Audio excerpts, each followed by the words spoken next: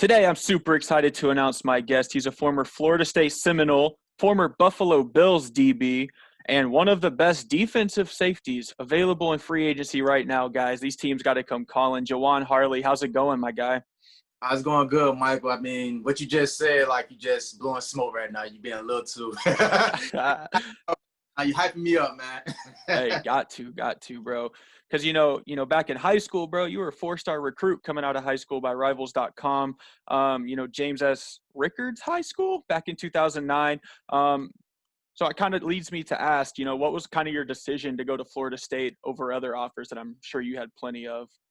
Yeah, man. My high school journey is like crazy. Like my junior year, I didn't play. I broke my foot. Like I was literally like top 10 in the nation, but it dropped because of that. It was crazy. But I chose Florida State. I'm from Tallahassee, Florida, so it's right there, hometown guy. But I saw it's a better opportunity for me to start right away. But I ran into some health issues with some swollen kidneys and stuff. But besides that, man, I mean, Florida State was a place for me. Yeah, for sure. I'm a big Florida State fan, so it's Okay. always cool to have a Florida State, former Knoll on the show, But so you spent that 2009 to 2010 season at FSU, and you transferred to Middle Tennessee State. What led up to that decision? And then how do you feel transferring helped you showcase your talents a bit more? Well, of course, the head coach was Bobby Bowden's like first All-Star quarterback. If you look at it, if he didn't blow his knee out, he probably been his first quarterback to take him to a bowl and go to the NFL. Coach Rich Stockstill. So that was a big influence right there. Middle Tennessee, Murfreesboro has a lot of ties to Florida State. A lot of people go to graduate school at Florida State or vice versa. So it was just the place for me to go. And D1, a lot of guys can get opportunities. So I just feel like it was just a great opportunity to do. Yeah. So what's kind of like that transferring process like? You just kind of like put your name in the transfer portal and teams come calling, kind of like in high school, or what's that process kind of like? It's real tough. Like people don't understand it's real tough because first the team have to grant you the teams you want to go to. So Right. when I came out, I said my first schools were Alabama. It was Alabama, Georgia, West Virginia. I can't remember the rest in Tennessee. But first of all, you can't go anywhere within the conference, of course. But however, if the head coach or the staff that's over it, if they don't grant you the access to go to the schools, you have to swipe them off the list and go elsewhere. So you're really not in control at all. You just hoping that you get granted to the school you want to go to. That's crazy. I feel like a lot of people at home don't really know that about the transfer process. They're all like, "Oh, bro, just come to my school real quick." But like, it ain't that easy. Ooh. So, following your junior season at Middle Tennessee State, you had a big year. You decided to declare for the 2013 NFL Draft. What led to that decision? And then looking back on it, do you kind of wish you would have stayed in college for that extra year, or kind of what was your mindset looking back on it? Looking back on it, I had to get out simply because I don't know if you read stories or not, but my coaches, it was crazy. I started with 8 games, but I never finished the entire game. So those stats right there are basically off maybe 2.5, 3/4 of playing. I was really going through things there. I win like player of the week or get some type of award, but the coach would never acknowledge it. I get told by the coach, like one game I remember offhead, it was in North Texas. I had 14 tackles and an interception, and he said, we came into the game saying you the weakest link. I remember when I won Sun Belt Player of the Week. After I won, coach came to me and said, "Oh, you think you somebody now? You think you the sugar honey iced tea?" And that's right before practice, like we're going over things, and I'm like, "Wow," it was just crazy. Like the entire time I was there, I really felt picked on, and that's why my stint there was short. I wanted to come back. But I knew if I stayed, I wouldn't touch the field anymore. They wanted to play the guy they wanted to play, who eventually got in trouble and couldn't play at all. So I just took my chances. I'm the type of guy, believe in myself, and I rolled the dice. That's crazy, bro. Why do you think they was treating you like that, bro? Like, I mean, obviously you was doing everything right on the field. I'm sure you're doing everything right off the field. You're a smart guy. I saw all of that. I did not know about all the coaches situation. So why do you think they were treating you like that, bro? Well, the guy that recruited me, he left. All right. So people gotta understand that. So whoever Yeah. brings you in, that's who you're really gonna be ties with. So once he left, the guy that the safety coach wanted, he recruited that guy. So he really wanted this guy. He was like, you need to do it like this, you need to do it like this, you know. So it was so crazy. I felt that entire time. Like I'm gonna go back to, I have so many stories. The first game of the season was playing, and my dad came to see me play. My dad and mom, you know, he passed 2 years ago. But he had a health issue, and he almost died at the game. I remember it like yesterday. Jesus. All right. So me and him is so close. I remember on the field, I felt pain in my chest. I felt pain for no reason. I couldn't breathe in the middle of a play. And I'm trying to like wondering what's going on, just feeling weird. So after the game, they told me I had to rush to the hospital or whatnot. I went to the hospital, changed clothes quick, went there. We had practice the next day. And I remember I came to practice. I mean, I'm sluggish. I mean, I'm up all night crying, you know, trying to be with my dad and everything. He survived it. But however, the head coach said, you should have got some sleep last night. You should have went home and went sleep. You know, and I'm like, yo, my dad, you know, and the coach, the safety coach giving me hell. So you need to focus. And I'm like, wow. So y'all don't care about my pops. Pops could have passed the game they came up here to see driving from Florida. So right then I knew that it was going to be hell for me the entire season. Yeah, bro, there's like a fine line between, you know, trying to get competitive nature out of your players and just being a dick. So it looks like they were on the latter side of that one. But, you know, so you ended up, you know, going undrafted. You spent mini camp with the Seahawks. You spent some time with the 49ers. You went over to the IFL, try to get some film out there. Like, how desperate were you to get, like, an NFL opportunity, really showcase your talent? So you had a couple tough breaks, you know, on some talented teams. So kind of what was, like, your mindset right after college? And then kind of, you know, how'd you grow off of your experiences with those teams and take it to other teams? Oh, man, you know, it was tough. I mean, it's a lot of times, I'm going to be honest, I wanted to give up. And actually, Yeah. I did San Fran right then. I remember I'm in my room, turned the lights on. I mean, I was in there probably like 3 days straight, not eating, nothing. And my dad just busted in and said, get your butt up. You're not going to pout. You are going to make this a stepping stone. You're not going to make this a pity party. So that's exactly what happened. He took me to the track and introduced me to the workouts that I do to this day that's brought me where I'm at now. So I was just like, you know, I'm just going to keep going. I'm going to keep going. Some type of way I'm going to get a breakthrough. I'm going to get something. I'm going to scratch the surface. But the craziest thing is to go back to it, you'll be amazed. Once I went through all this, I found out later on down the road, because I had an amazing pro day. I mean, it was crazy. And I found out from scouts later on down the road a couple of years later that I was thrown under the bus. So I was supposed to be drafted. Of course, bro. Adversity, bro. Adversity, bro. Hey, it's molded you to the man you are today, bro. But so I know you don't shy away from telling this story. I've read it. You know, it's a really crazy, interesting story, much like many people I have on my podcast, bro. You were working at Walmart, bro. Toy section, bro. Toy section of Walmart, trying to make ends meet. You know, the Buffalo Bills, they sent you a call, bro. What was that moment like? I've kind of read it. I know the answer, but just kind of go over it with us. Oh, man. That moment right there has set me up for the moment that's coming. So I'm in manifestation. So, but yeah, I'm working at Walmart, man, you know, trying to make ends meet. Like I slept in my car to get extra shifts. You know, I couldn't get to the gym. I didn't have money because I'm paying bills and stuff. So I would literally go lift the heaviest toy box in the back and use that as a weight prop. I go to the exercise area, sports area, get some dumbbells. So I do something like that. During my break, I go outside. I'll run around the parking lot. I mean, I'm doing everything you can to stay in shape. So the ironic thing is, I remember it was the end of the year around Christmas time. All right, so that's 2013. And I told them, I said, you know what? I'm done. I'm putting my 2 weeks notice in. They said, you getting a raise, man. You got me $8 an hour. I'm like, well, it's okay. I have a dream I'm going to go for. And when I left, I told myself, you are going to get signed. Be ready. So I put my chips in. And believe it or not, I think it's like 2 weeks later, I got a call from the CFL. People don't know this part. Dropping some tea on the show real quick. Right, yeah. The T-Cats called me up. And they say, we want to bring you in for a workout. We want to sign you, but we want to go ahead and bring you in. And then I believe it was a Wednesday. They said, it's a snowstorm. You got to cancel. Damn. Next thing you know, 2 days later, I'm outside working out, and I get a phone call from Buffalo Bills. So they call, and it says Buffalo Bills. They say, "Hey, Jajuan, this is Buffalo Bills. Wondering, are you still interested in being an NFL player?" I said, "Yes, this is Jajuan Harley, but stop playing on my phone." Hung up on him. Ran the instant.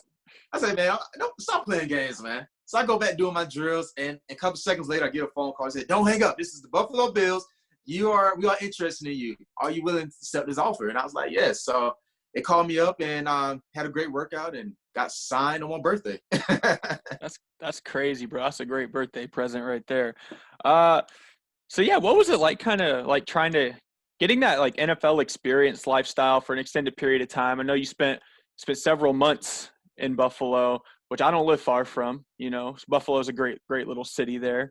But what was that kind of like? And then you know, what'd you learn from like other guys? Like what kind of guys kind of helped you, mentored you when you were there? Go ahead and give us some cool stories about that. Oh man, it was a great experience.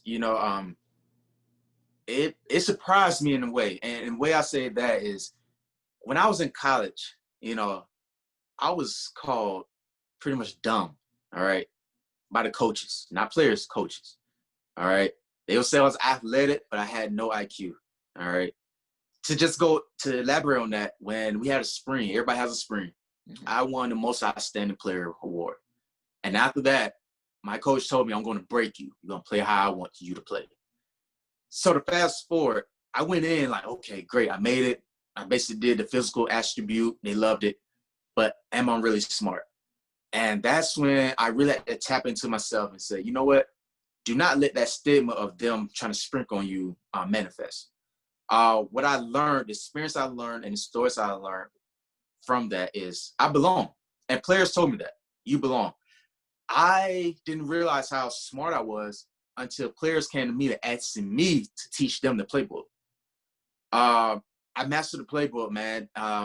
This playbook that is ran now is Philadelphia Eagles playbook. Coach Schwartz, 57 defense, not an easy defense to learn. You have to know a lot of checks at safety. That's why Malcolm Jenkins is great. But yeah, man. I remember AJ Williams, safety was there, asking me for tips. We bonded. Coach Duncan Henderson, who's DB coach there at the time, great guy. I still communicate with him. He really embraced me and told me you belong. And we hugged, and he just told me to keep grinding. But what I really learned was what my coaches at MTSU and those that were at Florida State, what they tried to tell me what I was, I showed them what I really am. And what I take from them is that, and tell everybody, whatever someone tried to put on you, a label, break that label. Show them who you are. Create your narrative. Write your own story. Don't let no one write your story for you. Yeah, facts, bro. Keep that same energy, bro. You can carry that same energy into anything, though. That's the great part, bro. You don't have to be an athlete to carry that same energy, bro. Like if you're Right. bagging groceries, bro, be the best fucking grocery bagger there is. You feel me? Like just keep that Absolutely. same energy, bro.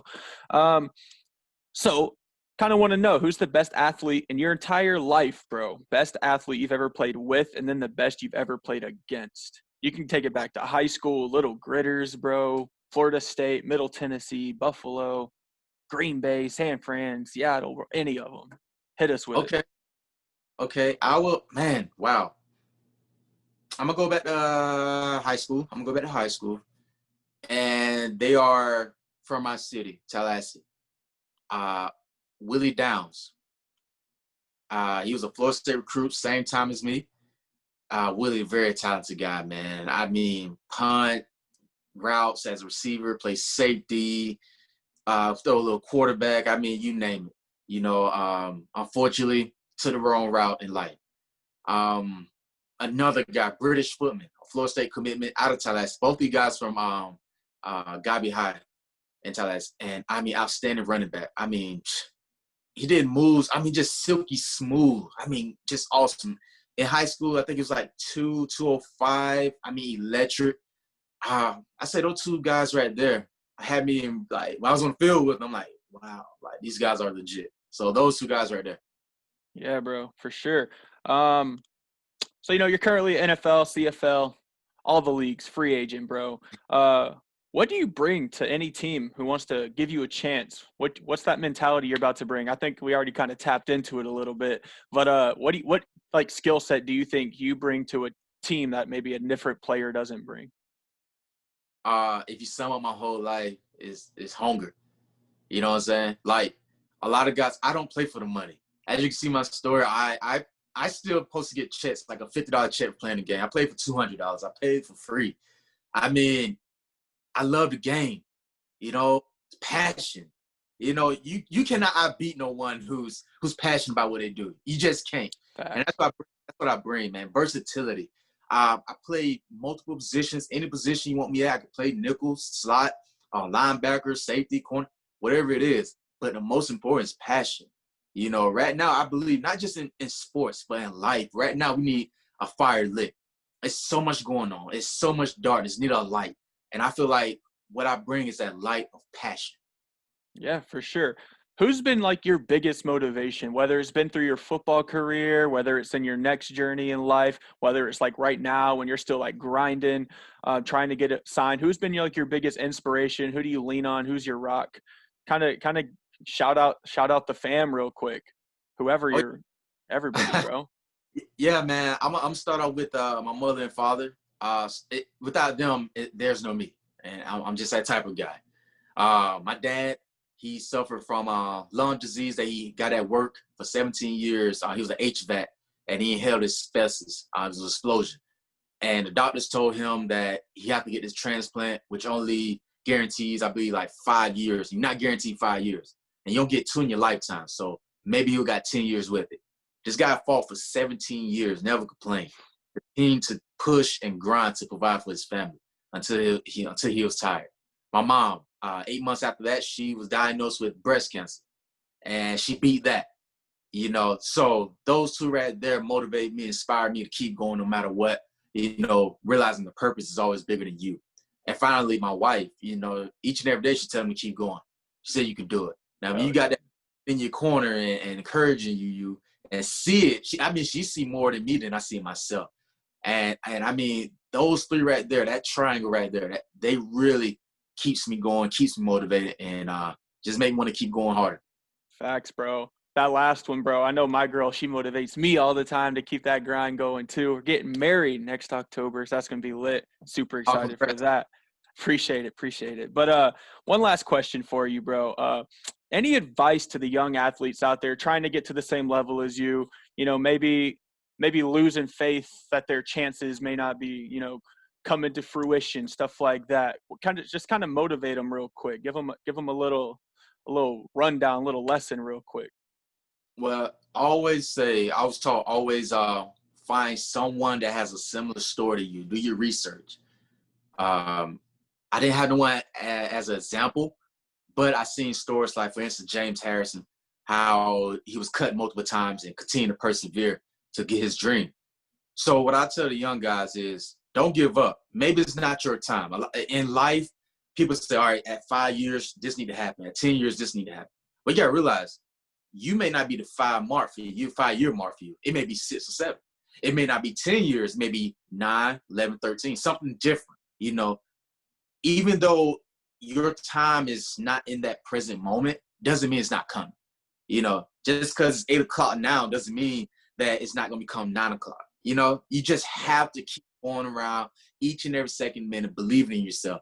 And the main thing, just continue to believe in yourself. Focus on your why. Why are you doing it? Your why should generate you. And that's what it done to me. I know my why. I know the purpose of me going through this is bigger than me. It's for the next person behind me. And I'm like, hey, check this out. I did it. You can do it too. And, you know, and that's how you got to look at it. Take the selfishness out. Come unselfish. And realize that you can get through it. You just got to continue to believe. For sure. Jajuan Harley, ladies and gentlemen, make sure y'all check my boy out. He's still on that grind. Hopefully you get on a roster here soon, bro. You deserve a shot, another shot. And let's get you some exposure, bro. Let's get you on our team. Oh, before we cut this off, Yeah. man, I also want to let others know, like this right here, and this I'm speaking to those who don't have an agent or have an agent, because I never had an agent at all. All this has been from the muscle, handwriting letters to the NFL team, writing letters, DMing, emailing, everything you think of. I right now am the only professional player to do that with 12 professional contracts, negotiating and signing. That's NFL, CFL, AFL, IFL, NAL, and I was able to get on the SFL supplemental draft. So Almost got signed there if COVID didn't come. With that being said, what I'm saying is you can do it. All right. You have to just continue to be that squeaky wheel. Believe in yourself. Like I said, I have no agent, never had it, but I constantly believe in myself. That's what you got to do. It starts from within. Whatever you do, it starts with within, and you have to stay motivated. That's awesome. That makes the story even better. So, like I said, guys, Jajuan Harley, everybody, he's just grinding out here, bro. Handwriting letters to NFL teams, all the good stuff. Thanks for coming on the show today, brother. I can't wait to tune in and let's get you signed, bro. Let's do it. Let's do it. All right, thanks, bro. Have a good day. All right, bless up. Bless.